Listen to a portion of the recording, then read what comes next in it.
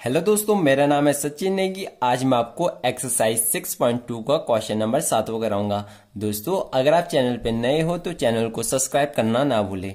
दोस्तों, हमारा 7वां क्वेश्चन हमसे कहता है कि प्रमेय 6.1 का प्रयोग करते हुए सिद्ध कीजिए कि एक त्रिभुज की एक भुजा के मध्य बिंदु से होकर तथा दूसरी भुजा के समांतर खींची गई रेखा तीसरी भुजा को समद्विभाजित करती है।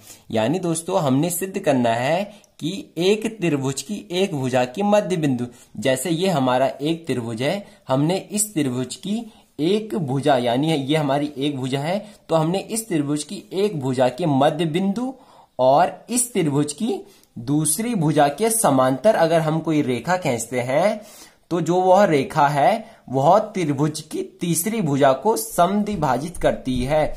यानी ये वाली रेखा इस तीसरी भुजा के बीचों बीच में से होकर जाती है। ये हमने दोस्तों सिद्ध करना है। अब हम दोस्तों इसे कैसे सिद्ध करेंगे, तो हमारा पहला हेडिंग जो आएगा दोस्तों, हर एक क्वेश्चन में ऐसे ही आता है, तो हमारा आएगा दिया है, और हमें क्या दिया है कि त्रिभुज ए बी सी में, जो त्रिभुज ए बी सी है उसमें डी बिंदु, उसमें जो डी बिंदु है, डी बिंदु ए बी के मध्य में स्थित है, ए बी के मध्य में स्थित है, मध्य में स्थित है।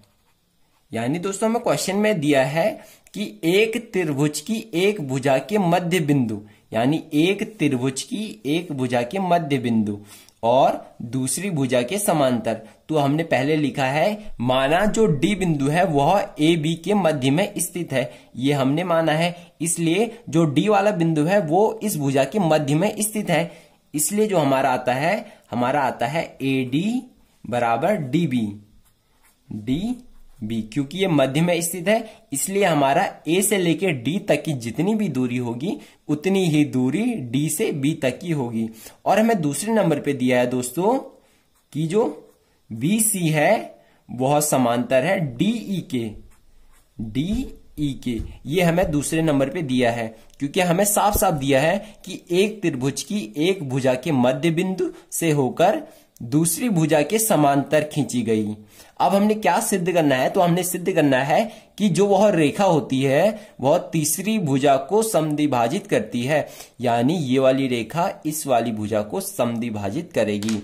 तो हमारा दूसरा हेडिंग आएगा दोस्तों, सिद्ध करना है। हम यहां पे लिखेंगे सिद्ध करना है।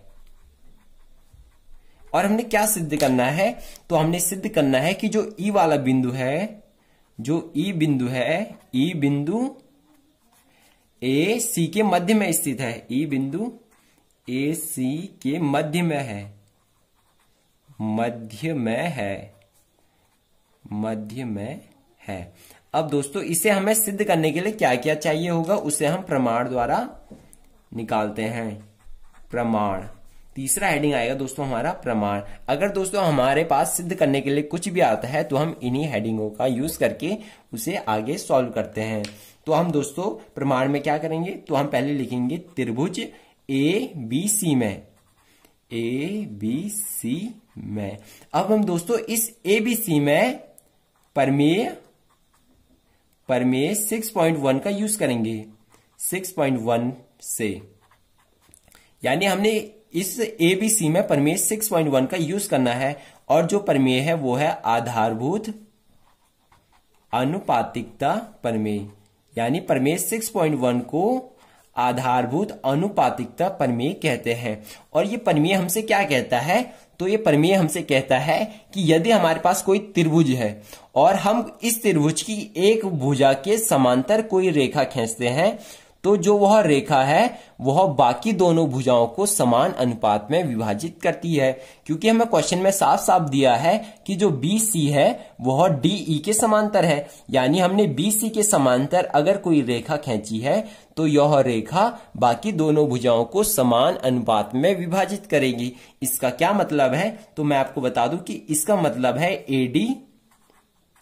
AD यानी A से लेके जितनी दूर, यानी ए से लेकर डी तक की जितनी दूरी है उसको यदि हम डी से लेके बी तक की दूरी से भागा देंगे, डी से लेके बी तक की दूरी से भागा देंगे, तो उसका मान बराबर होगा ए से लेके ई तक की दूरी जितनी होगी उसे यदि हम ई से लेके सी तक की जितनी दूरी से भागा देंगे, यानी इन दोनों का मान बराबर होगा। ये आधारभूत अनुपातिकता का प्रमेय हमसे कहता है।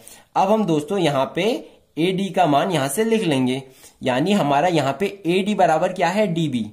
हम इसे समीकरण 1 मान लेते हैं, तो हम समीकरण 1 से AD बराबर DB रख लेंगे। समीकरण फर्स्ट से दोस्तों हमें साफ साफ दिया है कि जो AD है वह DB के बराबर है, इसलिए हम AD की जगह पे क्या लिखेंगे, DB। तो हमारा आता है DB upon DB equal to AE upon EC।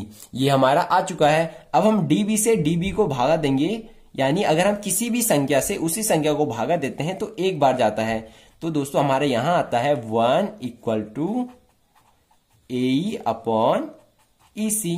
अब दोस्तों हम EC को यहां भेज देंगे, तो यहां से हमारा आता है दोस्तों EC इक्वल टू AE, यानी जो E से लेके C तक की दूरी है, यानी जो E से लेके C तक की दूरी है वह बराबर है A से लेके E तक की दूरी, यानी ये वाली दूरी इसके बराबर है। इसलिए दोस्तों हमारा आ चुका है कि जो E वाला बिंदु है वह इस रेखा के मध्य में स्थित है।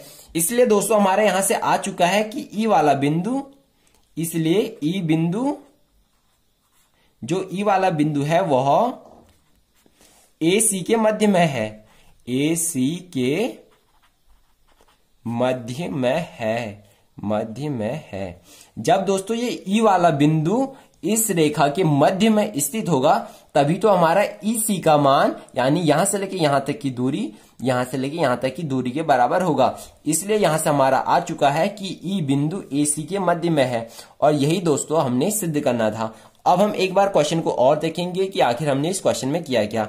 दोस्तों हमारे पास एक त्रिभुज है और हमें क्वेश्चन में दिया है कि यदि हम किसी भी त्रिभुज की एक भुजा के मध्य बिंदु और दूसरी भुजा के समांतर यदि कोई रेखा खींचते हैं, यानी हमने ऐसी रेखा खींचनी है जो त्रिभुज की एक भुजा के मध्य बिंदु से जाती हो और दूसरी भुजा के समांतर हो, और हमने सिद्ध करना है कि जो वो रेखा है वह तीसरी भुजा के भी मध्य बिंदु से जाती है, यानी यह हमें सिद्ध करना है। अब हम इसे सिद्ध करने के लिए प्रमाण में लिखते हैं त्रिभुज ABC में। अब हम ABC में प्रमेय 6.1 का यूज करते हैं, तो हम 6.1 का यूज करते हैं, तो हमारा आता है AD upon DB equal to AE upon EC। अब हमारे पास दोस्तों समीकरण 1 में साफ साफ दिया है कि जो AD है वह DB के बराबर है, क्योंकि हमें क्वेश्चन में दिया है कि D इस भुजा की मध्य में स्थित है, इसलिए हमारा AD का मान DB के बराबर आएगा। अब हमने दोस्तों यहाँ पे AD बराबर DB रख लिया है, AD बराबर DB रख लिया है, तो हमारा आता है DB upon DB equal to AE upon EC। DB से DB को काटा तो हमारा आता है 1 equal to AE upon EC। अब EC को हमने इस साइड भेजा तो हमारा आता है EC इक्वल टू AE, यानी यहां से लेके यहां तक की जितनी दूरी है वह बराबर है यहां से लेके यहां तक की दूरी के। और यह तभी संभव है जब E वाला बिंदु इस रेखा के मध्य में स्थित हो, यह तभी संभव है। इसलिए हमारा आ चुका है कि जो E बिंदु है वह AC के मध्य में स्थित है। दोस्तों आपको यह वीडियो कैसी लगी कमेंट बॉक्स में जरूर बताएं, हमको आपके कमेंट का इंतजार होगा। और ऐसे ही और वीडियो पाने के लिए इस चैनल को सब्सक्राइब जरूर करें और बेल नोटिफिकेशन को ऑल पर सेट करना ना भूलें, ताकि मेरे द्वारा आने वाली एक भी वीडियो मिस ना हो। Thank you, have a nice day.